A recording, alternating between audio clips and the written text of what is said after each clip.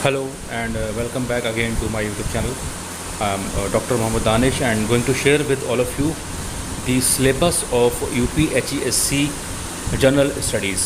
Okay, जैसा कि आप लोग स्क्रीन पर देख पा रहे हैं, मैं आज आप लोग के साथ उत्तर प्रदेश उच्चतर शिक्षा सेवा आयोग द्वारा जारी एडवर्टीज़मेंट संख्या 51 के तहत होने वाले असिस्टेंट प्रोफेसर के एग्ज़ाम में जो जनरल नॉलेज का सिलेबस है, जिसे हम सामान्य ज्ञान भी बोलते हैं, उसका पाठ्यक्रम यानी कि सिलेबस मैं आप लोग के साथ डिस्कस करूंगा। हालांकि हो सकता है आप लोगों ने इसको डाउनलोड भी किया हो, लेकिन मैं आज इसको थोड़ा सा डिटेल में बताऊंगा कि आपको उसमें क्या क्या पढ़ना है, क्योंकि जीएस जो एक चीज़ है वो बहुत वास्ट है, बहुत फैला हुआ होता है, तो हमें सब कुछ पढ़ने की ज़रूरत नहीं है। अक्सर तौर पर देखा गया है कि बच्चे क्या करते हैं, जब उन्हें जीएस पढ़नी होती है तो वो मार्केट से किताबें ख़रीद लेते हैं और एक तरफ से पढ़ना शुरू कर देते हैं। उससे क्या होता है कि हमारा टाइम बहुत ज़ाया हो जाता है, हमारा जो कीमती समय है, वक्त है, वो निकल जाता है और हम कुछ ही टॉपिक को कवर कर पाते हैं और इतने में एग्ज़ाम आ जाता है और फिर हम कहते हैं कि हमने पढ़ाई तो की थी, हमारा सिलेक्शन नहीं हो पाया। तो हमें सबसे पहले ये देखना होता है कि जो भी सिलेबस है हम उसको टॉपिक वाइज पढ़ें, जो टॉपिक सिलेबस का पार्ट है उसी का कंटेंट सर्च करें, उसी को पढ़ें, ना ही कि हम हर चीज़ एक तरफ से पढ़ने लग जाएं। तो आपके सामने मैं ये एक सामान्य ज्ञान का यूपीएचईएससी का सिलेबस है। देखिए, सबसे पहले जो टॉपिक दिया हुआ है इकाई 1 यानी कि यूनिट 1 की अगर बात करें तो इसमें बात की गई है समसामयिक मुद्दे। ठीक है, यानी कि जो करंट अफेयर्स का जो पार्ट है, जिसे हम करंट अफेयर्स बोलते हैं, तो करंट अफेयर्स भी सारी नहीं पढ़नी है आपको। बहुत से बच्चे करंट अफेयर्स ले आएंगे 6 महीने की या साल भर की, या वो सब पढ़ने लग जाएंगे एक तरफ से, क्योंकि बहुत मोटी किताब होती है, उसे पढ़ने में बहुत समय निकल जाएगा। तो आपको क्या क्या पढ़ना है वो देख लेते हैं।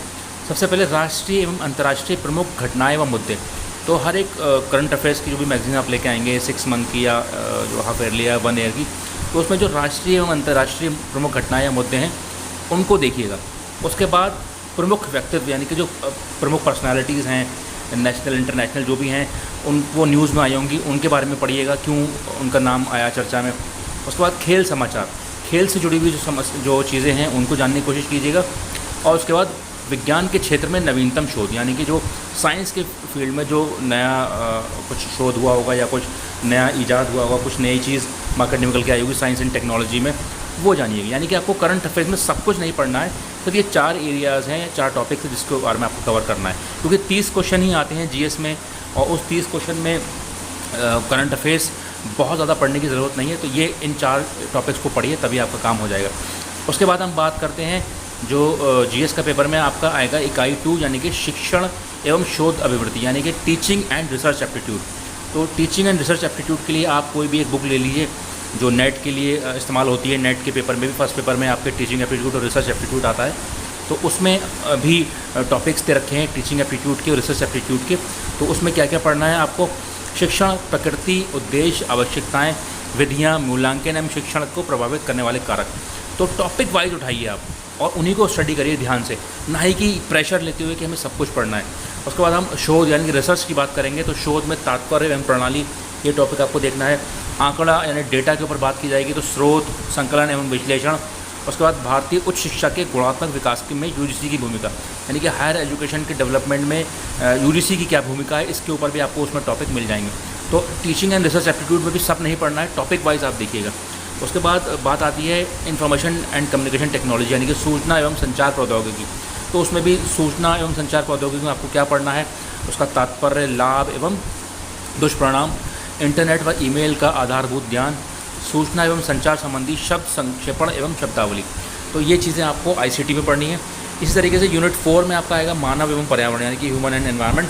तो उसमें मानव एवं पर्यावरण का अंत संबंध, पर्यावरणीय क्षरण कारण का निवारण, पर्यावरण संरक्षण एवं हेतु राष्ट्रीय एवं अंतर्राष्ट्रीय प्रयास। तो ये टॉपिक आपको उसमें से पढ़ने हैं। तो अगर आप नेट की जो फर्स्ट पेपर की बुक लेंगे तो उसमें आपको ये जो टॉपिक्स मैंने आपको बताए, टीचिंग एप्टीट्यूड, रिसर्च एप्टीट्यूड एवं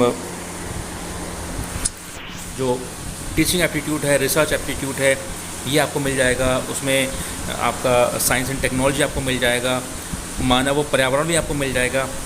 हाँ, उसके अलावा जो भारतीय इतिहास एवं भूगोल की हम बात करें तो उसके लिए आपको फिर जो अलग से किताबें आती है जीएस की, इसमें हिस्ट्री और ज्योग्राफी दे रखा होता है, वो आपको फिर पढ़ना रहेगा। ठीक है, अब उसमें क्या क्या पढ़ना है? देखिए, हिस्ट्री में सब कुछ नहीं पढ़ना है आपको। भारतीय संस्कृति की प्रमुख विशेषताएँ, यानी जो इंडियन कल्चर है उसकी प्रमुख विशेषताएँ पढ़नी है।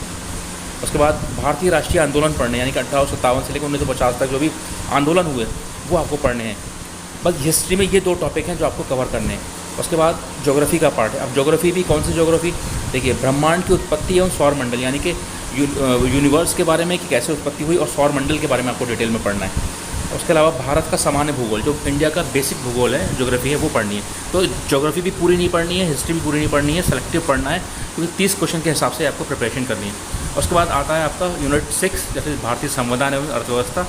तो इसमें आपको क्या पढ़ना है, इसमें आपको प्रस्तावना, जिसे हम प्रीएम्बल भी बोलते हैं, मूल अधिकार एवं नीति निर्देशक सिद्धांत, जिसे हम डायरेक्टिव प्रिंसिपल बोलते हैं, भारतीय राजनीतिक व्यवस्था, विधायिका, कार्यपालिका एवं न्यायपालिका, निर्वाचन आयोग एवं लोक सेवा आयोग, जनसंख्या, गरीबी, योजना विकास, आयकर, कृषि, उद्योग व व्यापार। यानी कि इस भारतीय संविधान और अर्थव्यवस्था, इन्होंने 2 टॉपिक्स को एक साथ मिला दिया है। तो इंडियन कॉन्स्टिट्यूशन में इन्होंने निर्वाचन आयोग और लोक सेवा आयोग तक आपसे पूछा गया है।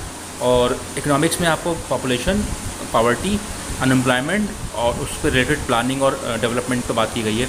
इनकम टैक्स वगैरह आपको पढ़ना रहेगा, एग्रीकल्चर पढ़ना रहेगा, उद्योग एवं व्यापार, धन, मुद्रा, बैंकिंग व पूंजी। तो इकोनॉमिक्स में भी आपको लिमिटेड टॉपिक्स ही पढ़ने हैं, सब नहीं पढ़ना है, ठीक है। तो ये रहा आपके जीएस का सिलेबस। तो इस तरह से प्लान करिए अपनी स्टडीज़ कि आपको कम समय में सारे टॉपिक्स कवर हो जाए। तो टॉपिक वाइज पढ़िए, देखिए ज़्यादातर जो है वो सिलेबस सही रहता है और आपको ज़्यादा पढ़ने की ज़रूरत नहीं है। ये इंग्लिश में सिलेबस दे रखा है, सेम सिलेबस है, current affairs, teaching and research aptitude, information and communication technology, people and environment. आप चाहें तो इसको स्टॉप करके और पॉज करके भी देख सकते हैं। Indian history and geography, Indian constitution, economy. तो ये सारे टॉपिक्स हैं जो आपको जीएस यानी कि 30 नंबर के लिए पढ़ने हैं। तो 30 नंबर के लिए आपको बहुत ज़्यादा नहीं पढ़ना है, सेलेक्टिव पढ़ना है। और ध्यान रखने की वाली बात यह है कि सिलेक्शन है वो जीएस के बेस पर रहता है, क्योंकि सब्जेक्ट में तो ज़्यादातर बच्चे अच्छा कर जाते हैं, क्योंकि जिन्होंने नेट क्वालिफाई किया है तो उनको नॉलेज तो रहती है। सारी दिक्कत आती है आपकी जीएस में, क्योंकि जितने भी सिविल सर्विसेज की तैयारी करने वाले लोग होते हैं उनकी जीएस और करंट अफेयर स्ट्रांग होती है, तो वो लोग इस एग्ज़ाम में थोड़ा सा आगे निकल जाते हैं। तो आप लोग इस तरीके से पढ़िए, टॉपिक वाइज पढ़िए, तो आप भी 30 में से 25 से 28 के बीच में स्कोर कर सकते हैं। तभी आपका सिलेक्शन होने में जो है चांसेस आपके बढ़ जाएंगे। तो ये मैंने आज आपके सामने एक छोटा सा टॉपिक जो मुझे लगा कि शेयर करना चाहिए, तो इसको ज़रूर लाइक करिए, शेयर करिए और सब्सक्राइब करिए मेरे चैनल दानिश करे काउंसलिंग। तो आज के लिए इतना ही। Thank you very much. Thanks for watching.